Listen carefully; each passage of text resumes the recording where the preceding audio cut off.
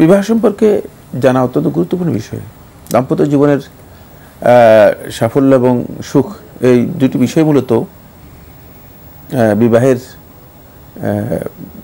এই যে জ্ঞান এবং এই দিক নির্দেশনা এবং আদাব যে শিষ্টাচার আছে এগুলোর সাথে জড়িত। এই সমস্ত বিষয়গুলো অনেকের জ্ঞান না থাকার কারণে পরবর্তী সময় দেখা যায় যে তাদের আচরণগত প্রবলেম এবং খুব অল্প সময়ের মধ্যে খুব জাঁকজমকপূর্ণ বিয়েও শেষ পর্যন্ত ডিভোর্সে চলে যায়। আমার দুটি প্রশ্ন। প্রথম প্রশ্ন বিবাহ নিয়ে। বিবাহ করা তো একটি ইবাদত এবং সব নবীদের সুন্নাহ। আপনি কি আমাকে এমন বই সাজেস্ট করতে পারবেন যার ভেতরে বিবাহের আগে আমাদের কী রকম প্রস্তুতি নেওয়া উচিত, কেমন অভ্যেস গড়ে তোলা উচিত এবং বিবাহিত জীবন কিভাবে অতিবাহিত করলে তাতে আল্লাহ বারাকা দেবেন, এবং নবী সাল্লাল্লাহু আলাইহি ওয়াসাল্লাম তো আমাদের রোল মডেল, তিনি কিভাবে অতিবাহিত করেছেন, স্ত্রীদের সাথে কেমন ব্যবহার করতেন? বিবাহ সম্পর্কে জানা অত্যন্ত গুরুত্বপূর্ণ বিষয়। দাম্পত্য জীবনের সাফল্য এবং সুখ এই দুটি বিষয় মূলত বিবাহের এই যে জ্ঞান এবং এই দিক নির্দেশনা এবং আদাব যে শিষ্টাচার আছে এগুলোর সাথে জড়িত। এই সমস্ত বিষয়গুলো অনেকের জ্ঞান না থাকার কারণে পরবর্তী সময় দেখা যায় যে তাদের আচরণগত প্রবলেম এবং খুব অল্প সময়ের মধ্যে খুব জাঁকজমকপূর্ণ বিয়েও শেষ পর্যন্ত ডিভোর্সে চলে যায়। তাই এই বিষয়গুলো জানা আমি মনে করি খুবই গুরুত্বপূর্ণ। বাকি এ বিষয়ে তো অনেক বই রয়েছে। শেখ মোহাম্মদ নাসিরুদ্দিন আলবানী রাহিমাহুল্লাহ তাআলা তার একটি কিতাব রয়েছে আদাব উজ-জুফাফ, আদাব আজ-জুফাফ, এটা পড়তে পারেন, এটা অনুদিত হয়েছে। আরেকটি কিতাব রয়েছে শেখ আব্দুল হামিদ আল ফাইজির লেখা, সম্ভবত বিবাহ ও বিবাহের বিধান এ ধরনের বিষয় নিয়ে। আরেকটি বই আছে নিকাহ বা বিবাহ নামে, এটি ডক্টর আব্দুল আজিজের লেখা।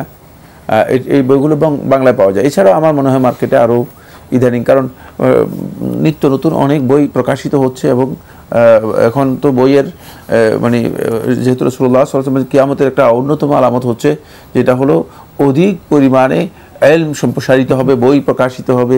মানুষ বই এখন এমন যে প্রত্যেক বিষয়ে খুব সুলভ, প্রত্যেক বিষয়ে যদি আপনি চান 200 বই কালেক্ট করবেন, 200 বই পেয়ে যাবেন তালাশ করলে। মানে হয়তো আপনাকে বিভিন্ন লাইব্রেরিতে যেতে হবে, বিভিন্ন সময় দিতে হবে। সুতরাং বই অ্যাভেলেবল, কিন্তু মানে আপনাকে এখানে সঠিক কোনটি সেটাই জানা হচ্ছে আপনার জন্য দুর্লভ বিষয়, কঠিন বিষয়। সেক্ষেত্রে আপনি মানে পড়বেন, আপনি তো কয়েকটি গ্রন্থের নাম বলুন। হ্যাঁ বলছি, পড়বেন, পড়ে যদি কোনো বিষয়ে আপনার কনফিউশন থাকে, কোনো বিষয় যদি আপনার মনে হয় যে এখানে এটা কি প্রশ্নবিদ্ধ কিনা অথবা এই বিষয়ে যথাযথ জ্ঞানের অস্পষ্টতা আছে, তাহলে সেক্ষেত্রে যে কোনো একজন যোগ্য আলেমের কাছ থেকে সেটা ক্লারিফাই করে নিতে পারেন, আলোচনা করে নিতে পারেন। এটা হচ্ছে মূল কথা। আপনার দ্বিতীয় প্রশ্নটি হলো, একজন মুসলিমের ইন্তেকালের পরে তার দাফন পর্যন্ত সুন্নাহ অনুযায়ী করণীয় কী কী কাজ আছে এবং দাফনের পরে কী কী করা উচিত? এখন আমাদের সমাজে এমন অনেক বিদআত মিশ্রিত আছে, এইসব কাজের সাথে যা আমাদের পক্ষে ফিল্টার আউট করা সম্ভব না। তাই আমি জানতে চাচ্ছি দাফনের আগে, দাফনের সময় এবং দাফনের পরে সুন্নতি কাজ কি কি আছে যা মহানবী সাল্লাল্লাহু আলাইহি ওয়াসাল্লাম করে গেছেন বা বলে গেছেন। আমি শুধু সুন্নাহ জানতে চাচ্ছি, জায়েজ কাজ নয়। আশা করি আমার প্রশ্নের জবাব পাবো। না, জবাব একটাই, তিনি কিতাবুল জানায়েজ শেখ মোহাম্মদ আসিফ আলবানী রহমতুল্লাহ এই বইটি দেখে নেওয়ার জন্য চেষ্টা করবেন। জি, কারণ অনেক লম্বা, অনেক বিশাল প্রশ্ন। যে প্রশ্ন বাংলা অনুবাদ রয়েছে এবং এই বিষয়ের উপর অসংখ্য বইও রয়েছে। আমার জানা মতে অনেকগুলো বই আছে। এটা একটা দীর্ঘ আলোচ্য বিষয়। নাসিরুদ্দিন আলবানী সাহেবের গ্রন্থের কথা কিতাবুল জানায়েজ এটা পড়তে পারেন। আর সুনির্দিষ্ট বিষয়ে প্রশ্ন করবেন। এই সমস্ত প্রশ্ন হচ্ছে যে আপনি একজন লোক মৃত্যুর পর থেকে আরম্ভ করে তার একবারে কবর দেওয়া পর্যন্ত, কবরের পরেও আবার কি করতে হবে এগুলো সম্পর্কে বলুন।